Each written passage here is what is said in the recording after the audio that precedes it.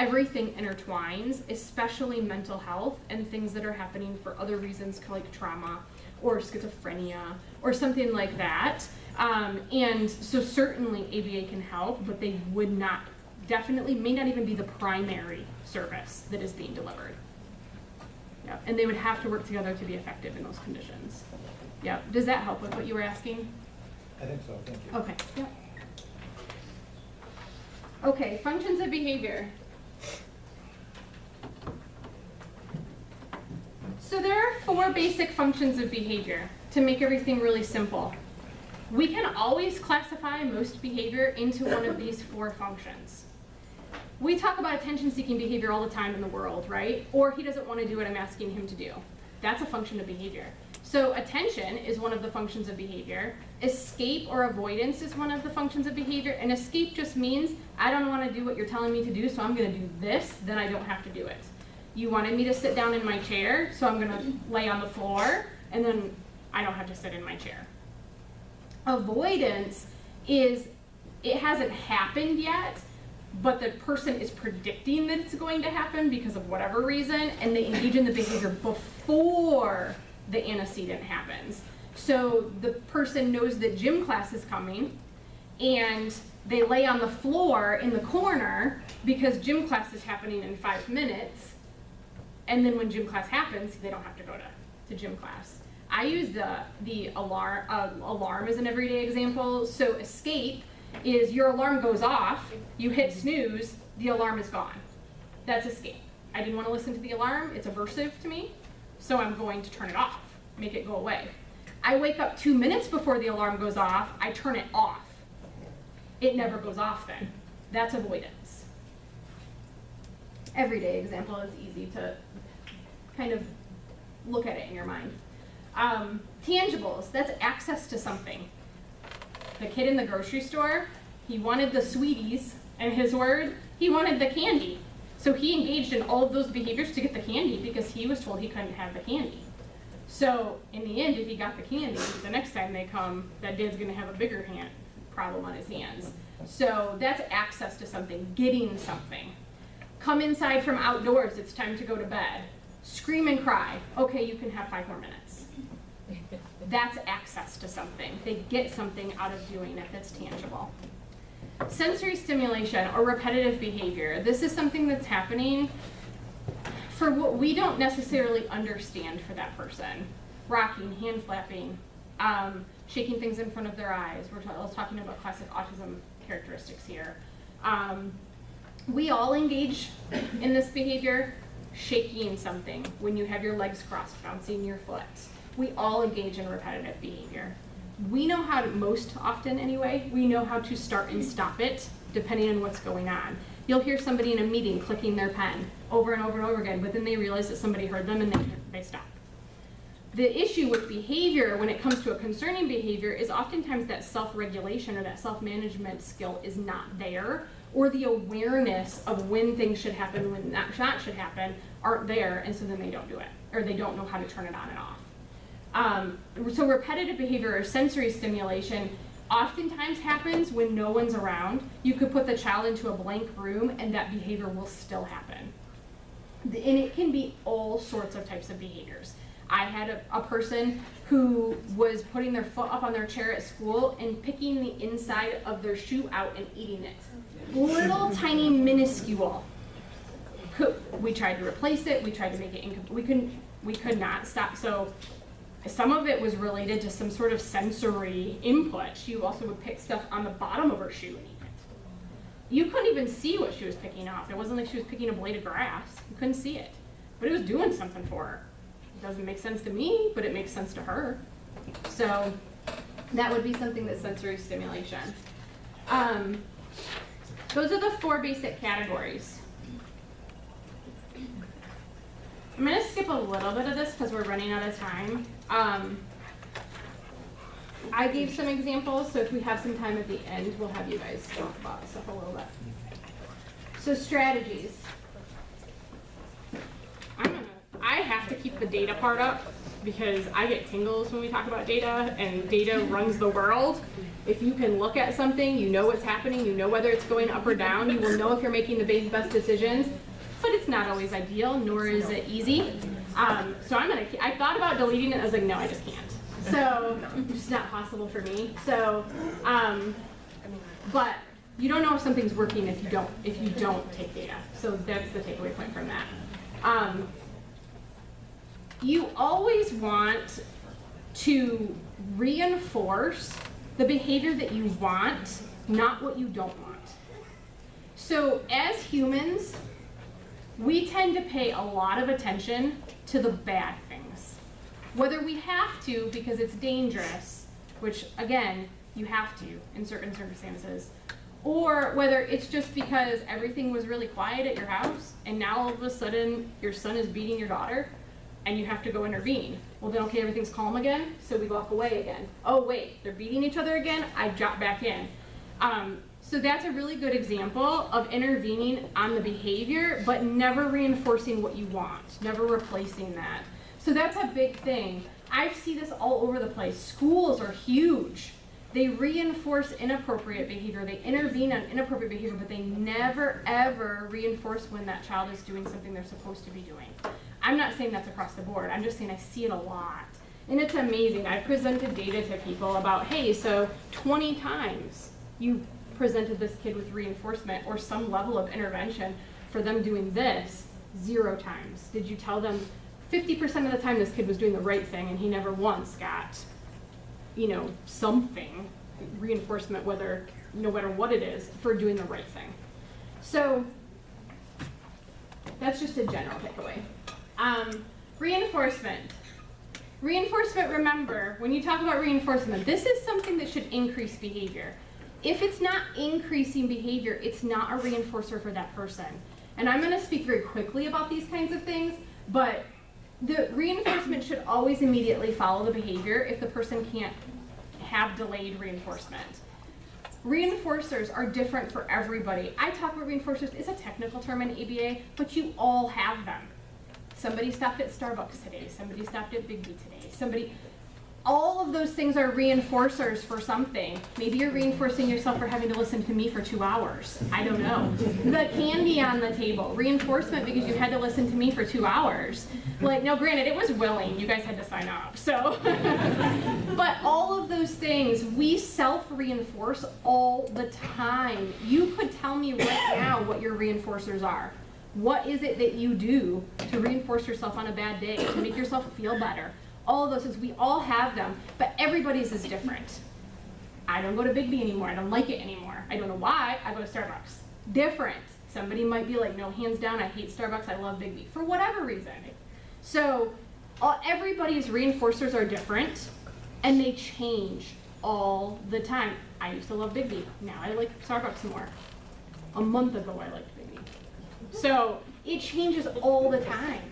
So you have to remember that when you're intervening on anything, is that what you thought 2 hours ago even was a reinforcer for a kid might not be that reinforcer anymore. Our preferences change really fast. Always remember that if it is a not increasing behavior, it is not a reinforcer, even if it's preferred.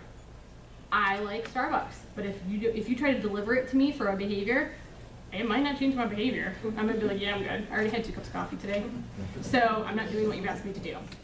So just keep that in mind. It's preferred, but it might not change my behavior. What were you gonna ask? How does like dysregulation and how does that tie into all of this with the reinforcement? Be more specific for me so I can really nail what you're asking. Like if a kid's lid is lit, as you say,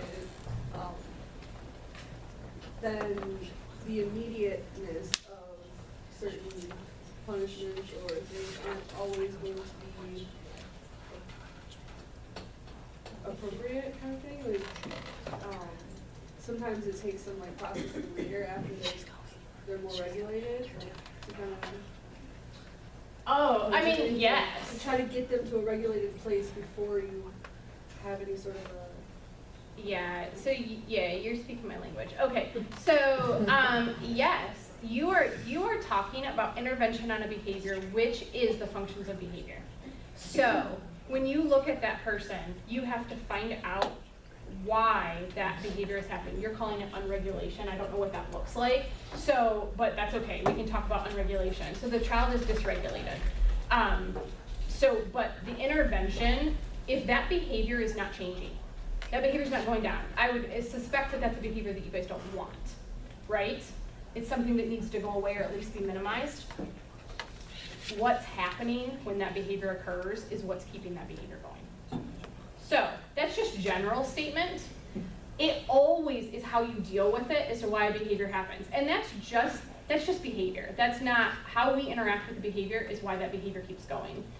It might be because they don't have the skills to self-manage. So I'm talking about intervening on a behavior, but in reality, what's missing? Why is that behavior happening in the bigger picture? What skill is missing to try to replace that behavior with something else? So all interventions that we do for inappropriate behavior are twofold. We always want to intervene in the moment, but we also are wanting to replace that and teach something that's more appropriate, right? So that's also a piece of it, is we have to find out why, one, and then we have to teach something that can serve that purpose for that child that is more appropriate in the long term. So, because remember, behavior happens for a reason. It's a lot of times it's communication. They're trying to tell you something. I don't know how to calm myself down. I don't know, I didn't know how to ask for help. So now I'm, hyperventilating and banging my fist on the table. So, and that's always part of what we do too. Is that what you were asking? Yeah. Okay. So we never just want to decrease a behavior. We always want to increase something too, because otherwise there's nothing to serve that same purpose, and that behavior or something similar will come back, even if it's suppressed for a while.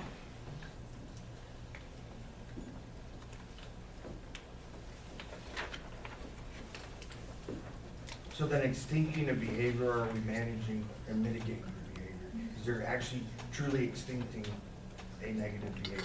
Or are we just mitigating it or managing it? Well, yeah, I think yes. They always fall back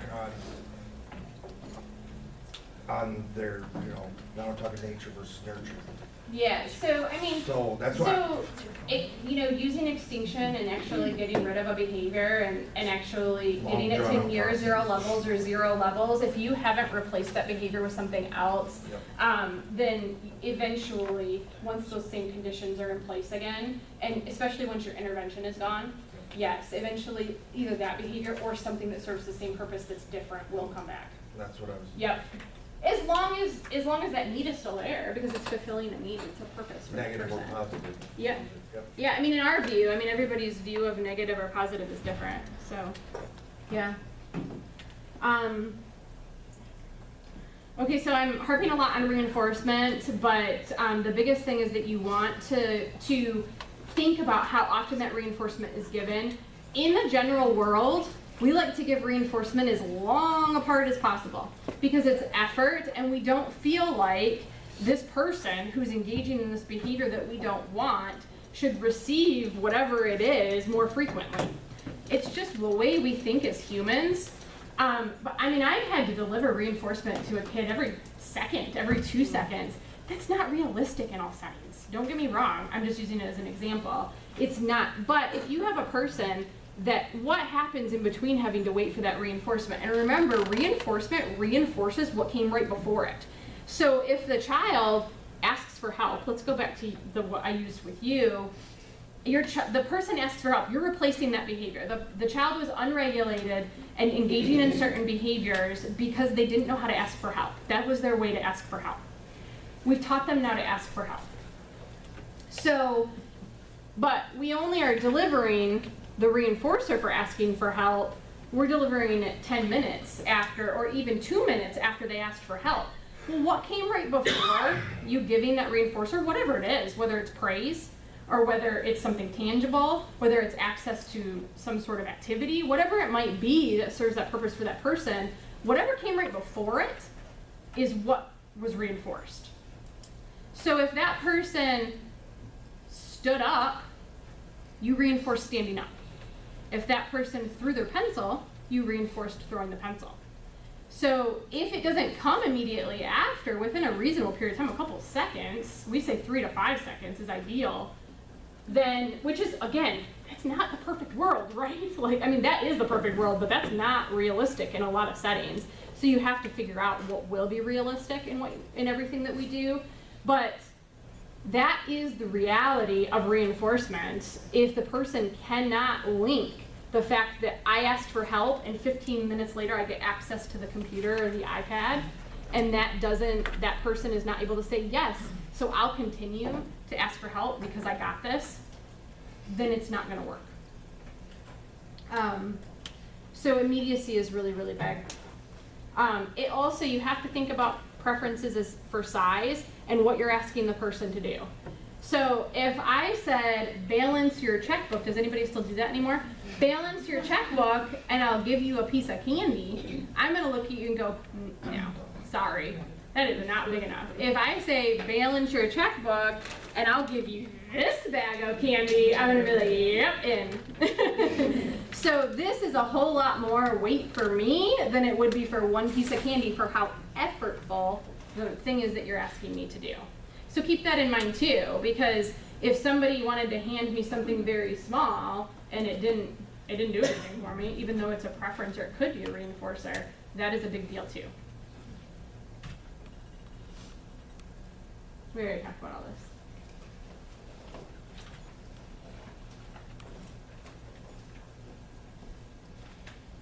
Talk about that. How do you know what are reinforcers? You could talk to the person if they're able to tell you. And a lot of what you guys probably do, you probably can just ask the person what they like. You can observe what that person is doing, what they interact with, what they like to do, and then find similar things that serve that same purpose. You can give choices, whether they're physical or verbal. There's lots of different ways that you can do it. You can ask adults, ask parents, ask teachers, whoever's involved with the person.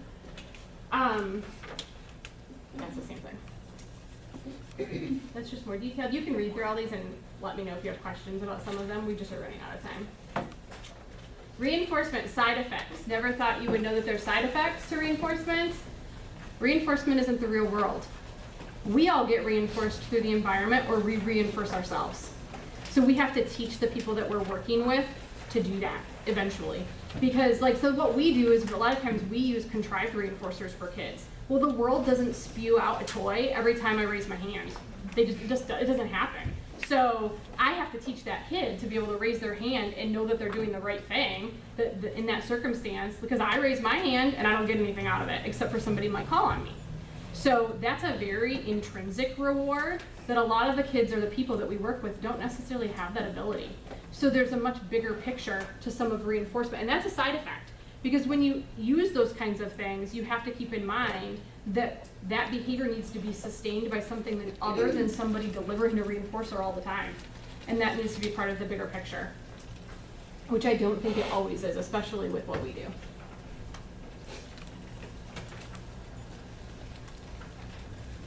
Okay. I have to keep track of the time. Oh, we are beyond time. Totally. That 15 minutes went by really fast. Okay. So why don't we just do questions? We always never get to the strategies part, ever, hardly ever, in my opinion, which I should know about. I should be able to self-manage that. So I'll do questions, and then if you guys can stop by and see me, email me if you have further questions or want more clarification. Does anybody have questions? No? We're all good?